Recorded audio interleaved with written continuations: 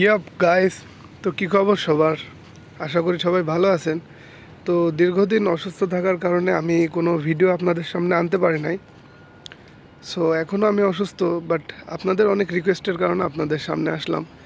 তো আমাকে যে কারণে অনেকে আপনারা রিকোয়েস্ট করেন যে টপিকস নিয়ে কথা বলার, ওটা হলো একটা বাইকের মেনটেনেন্স খরচ। শুধু বাইক না, অনেকে আমার জিপিএক্স লাভার যারা আছে তারা সবাই একই প্রশ্ন করে যে এই বাইকটার মেনটেনেন্স খরচটা কেমন। আমি আমার কথা দিয়ে বোঝাই। আমার মান্থলি মেনটেনেন্স খরচ পড়ে এভারেজ 3,000 টাকা, 3,500 টাকার ভিতরে হয়ে যায়। তো আমি যদি টুকটাক কিছু করাইতে যাই, তো সব কিছু মিলিয়ে জুলিয়ে আমার 3,800-4,000-এর ভেতরে হয়ে যায়।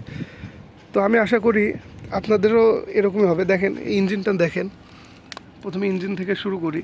এটা একটি 4 ভ্যালভের ইঞ্জিন। তো এটাই অনেক ভালো ক্যাপাসিটির একটা ইঞ্জিন। তো এটাতে মোবিল ড্রেন করতে হয় আমার, অয়েল ফিল্টার আছে। আবার দেখেন, কিটের ব্যাপারে আসি। এটা একটা স্পোর্টস সেগমেন্টের বাইক। তো এই বাইকে কিটের নাট বোল্ট অনেক সময় লুজ টাইট হতেই পারে, এটা অনেক স্বাভাবিক একটা ব্যাপার। তো যখন মোবিল ড্রেন করবেন ওই সময় আপনারা নিকটবর্তী কোনো মেকানিকের থেকে এগুলা সারিয়ে নিতে পারবেন। সো এখনকার সময় এসে একটি জিপিএক্স বাইক কেনা খুব ইজি একটা ব্যাপার, এবং একটি জিপিএক্সের মেনটেন্যান্স খরচটা না, এটাও খুব ইজি একটা ব্যাপার। তো বাকিটা আপনাদের ডিসিশন। তো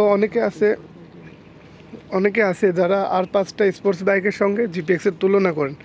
আসলে ভাই, তুলনা করলে তো অনেক বাইকের সাথে অনেক বাইকের তুলনাই করা যায়, কিন্তু জিপিএক্সের ব্যাপারটা একটু অন্যরকম। হ্যাঁ, তো আপনারা অনেকে বলেন যে এটার মাইলেজ খুবই কম, খুবই কম। আপনি যদি মাইলেজ চান তাহলে কমিউটার সেগমেন্টের ভিতরে বাইক নিতে গেলে এসএফ একটা বাইক নেন।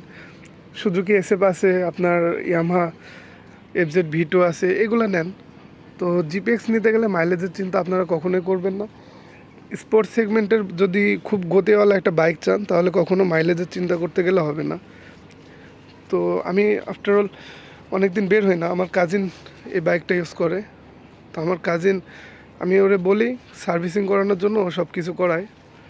দেখেন, কোনো জায়গায় বাইকে খুঁত নেই। তো এখানে একটা ইস্যু ছিল, একটা অটোওয়ালা পাশ থেকে ধাক্কা মারার কারণে এখানে একটু স্ক্র্যাচ খেয়ে গেছে। তো আমি পলিশ করাবো। তো আমি কমপ্লিটলি সুস্থ হলে আপনাদের সামনে আরও ভিডিও আনবো। তো আপনারা কমেন্ট করুন, আপনারা বারবার কমেন্ট করুন কোন টপিক্সে ভিডিও আনা যায়। তো ইনশাল্লাহ আপনাদের সঙ্গে নেক্সট কোনো ভিডিওতে দেখা হবে। Bye bye, tata, see you.